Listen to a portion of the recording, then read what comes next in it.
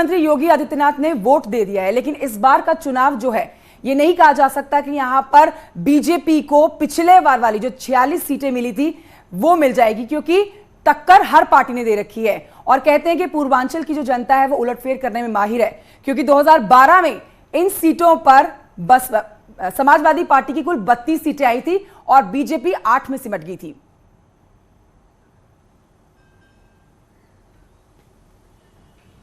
बिल्कुल बिल्कुल। और ये पूर्वांचल की जो जनता है 2012 से पहले कभी ये बसपा का गढ़ हुआ करता था, लेकिन 2012 में बसपा से गढ़ को छीनते हुए समाजवादी पार्टी ने इस पे कब्जा जमाया इस पूर्वांचल पे। उसके बाद फिर 2017 के चुनाव में बीजेपी ने ठीक उलट जो है अपने परफॉर्मेंस को करते हुए एक बार फिर से कब्जा जमा लिया। लेकिन 2017 के बाद से परिस्थितियां बहुत सी चेंज हुई हैं, क्योंकि 2017 में तब मुख्यमंत्री पद के चेहरे नहीं थे योगी आदित्यनाथ और उनको मुख्यमंत्री बना दिया गया था।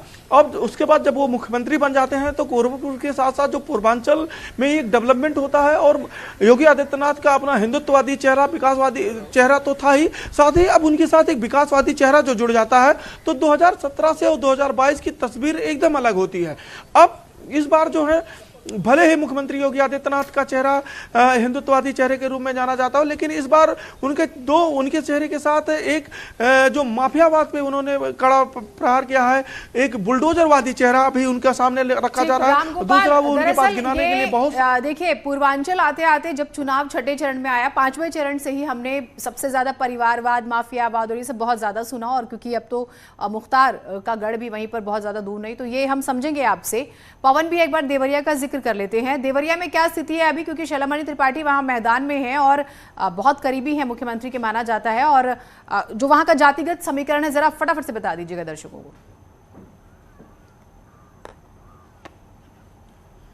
देखिए, देवरिया की अगर बात करें तो देवरिया में 7 विधानसभा हैं। इसमें से पिछली बार 6 विधानसभाओं पर बीजेपी जीती थी और एक जो विधानसभा है भटपार रानी, वहां से समाजवादी पार्टी के कैंडिडेट जीते थे। तो इस बार बीजेपी की कोशिश यही है कि वो 7 में से 7 विधानसभाएं जीत पाए। अगर जातिगत अगर आप इक्वेशन अगर आप देखती हैं तो कई सारी सीट ऐसी हैं कि यहाँ जैसे देवरिया सदर है, यहाँ वो ब्राह्मण बाहुल्य सीट मानी जाती है, लेकिन उसके ही बराबर में वहाँ मुस्लिम भी आबादी भी है और उसके साथ साथ राजपूत आबादी भी है। तो ऐसी इस समय में फिलहाल मैं पत्थरदेवा सीट पर यहाँ मौजूद हूँ, जहाँ से योगी सरकार के मंत्री कैबिनेट मंत्री सूर्य प्रताप शाही यहाँ से चुन के आते हैं। पिछली बार यहीं से विधायक थे, इस बार यहीं से प्रत्याशी हैं। अब से थोड़ी देर के अंदर वो यहाँ वोट डालने आएंगे। तो इस सीट की भी कमोबेश में स्थिति ऐसी है। मैं आपको अंदर की तस्वीरें दिखाऊंगा। हालांकि क्योंकि अभी सुबह 9 बजे का वक्त है तो लाइनें यहाँ लगी हुई हैं। वोटर अपने घर से निकलकर यहाँ पहुंचे हैं मतदान करने के लिए, अपनी अपनी बारी का इंतजार कर रहे हैं। अगर उनसे बात करें वोटरों से तो उनसे पूछते हैं कि किस तरह के मुद्दे उनके दिमाग में है जब वो वोट डालने पहुंचते हैं।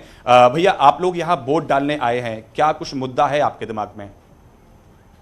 सर, विकास का मुद्दा। आप क्या सोच के यहाँ वोट डालने आए हैं? अरे विकास होना चाहिए, कोई सरकार बने, विकास चाहिए। यहाँ से मंत्री जी चुनाव लड़ते हैं, इस बार भी मैदान में हैं। हाँ जी, ठीक है, मंत्री ठीक है, वो जीतेंगे। तो तमाम जो वोटर हैं वो यहाँ अपनी बारी का इंतजार कर रहे हैं। पवन, लौटेंगे आपके पास। हमारे साथ कुछ खास मेहमान भी जुड़ गए। हमारे साथ मनोज जी हैं, सीनियर जर्नलिस्ट।